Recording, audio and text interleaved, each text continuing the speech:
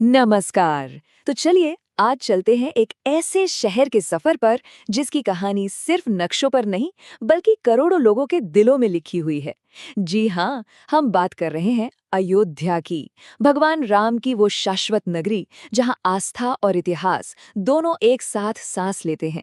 आइए इस पवित्र भूमि के रहस्य को एक-एक करके खोलते हैं। पता है, इस शहर की कहानी तो इसके नाम से ही शुरू हो जाती है। अयोध्या, इसका मतलब है अजेय, यानी वो जिसे कोई भी जंग में हरा ना सके। ये सिर्फ एक नाम नहीं है, ये इस शहर की उस हिम्मत की निशानी है जो हजारों सालों के उतार चढ़ाव के बाद भी आज भी वैसी ही जिंदा है। तो ठीक है, सबसे पहले ये जान लेते हैं कि अयोध्या आखिर है कहाँ और इसकी पहचान क्या है। देखिए, ये पवित्र नगर भारत के उत्तर प्रदेश में सरयू नदी के ठीक किनारे पर बसा है और इसकी पहचान सिर्फ एक शहर के तौर पर नहीं बल्कि एक बहुत बड़े तीर्थ के रूप में है। अच्छा, हिंदू धर्म में ना 7 शहरों को बहुत ही ज्यादा पवित्र माना जाता है। इतना पवित्र कि उन्हें मोक्ष का द्वार तक कहते हैं। इन्हीं को सप्तपुरी कहा जाता है और अयोध्या इन्हीं 7 परम पवित्र नगरों में से एक है।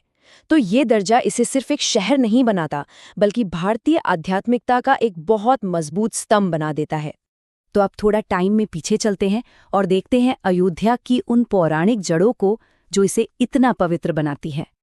अयोध्या का दिल तो भाई महाकाव्य रामायण में धड़कता है। सोचिए, यही वो जगह थी जो सूर्यवंशी राजाओं की शानदार राजधानी हुआ करती थी।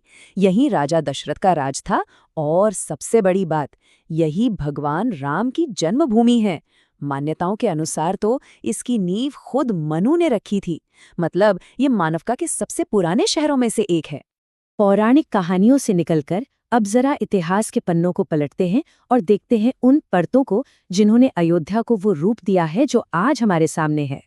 ये जो टाइमलाइन है ना, ये अयोध्या के हजारों साल के सफर की कहानी कहती है। पुराने जमाने में इसे साकेत के नाम से भी जाना जाता था और ये बौद्ध और जैन धर्म का भी एक बड़ा केंद्र था। फिर आया मध्यकाल, जब यहाँ एक विवादित जगह पर बाबरी मस्जिद का निर्माण हुआ और आधुनिक भारत में यही जगह एक बहुत लंबे सामाजिक राजनीतिक विवाद का कारण बनी रही, जिसका अंत हुआ 22 जनवरी 2024 को, जब यहाँ भव्य राम मंदिर का उद्घाटन किया गया। तो चलिए अब अयोध्या की गलियों से गुजरते हुए एक छोटी सी तीर्थ यात्रा पर निकलते हैं और यहाँ के सबसे बड़े आस्था के केंद्रों को करीब से जानते हैं। अगर अयोध्या की आत्मा को समझना है तो पवित्र सरयू नदी के किनारे जाना होगा, जो इसके पास से ही बहती है। श्रद्धालुओं की गहरी आस्था है कि सरयू नदी में एक डुबकी लगाने से सारे पाप धुल जाते हैं। सही मायनों में ये नदी शहर की आध्यात्मिक लाइफलाइन है। कोई भी तीर्थयात्री जब अयोध्या आता है तो उसका सफर कुछ इस तरह होता है। यात्रा शुरू होती है, जाहिर है, भव्य राम जन्मभूमि मंदिर से। अगला पड़ाव है हनुमानगढ़ी, जहां माना जाता है कि भगवान हनुमान का वास है। फिर श्रद्धालु पहुंचते हैं कनक भवन, जो माता सीता और श्री राम का दिव्य घर माना जाता है। और आखिर में सरयू के किनारे बने खूबसूरत घाट, यानी राम की पैड़ी पर जाकर शांति का अनुभव करते हैं। वैसे हनुमानगढ़ी के शिखर पर बने मुख्य मंदिर तक पहुंचना भी अपने आप में एक साधना जैसा है। जानते हैं क्यों? क्योंकि भक्तों को वहां तक पहुंचने के लिए पूरी 76 सीढ़ियां चढ़नी पड़ती हैं और हर एक कदम उनकी अटूट भक्ति और भरोसे का प्रतीक है। तो ये तो थी इतिहास और पौराणिक कथाओं की बात। पर आज का अयोध्या कैसा दिखता है और भविष्य में ये किस तरह से उभर रहा है, चलिए अब इस पर नजर डालते हैं।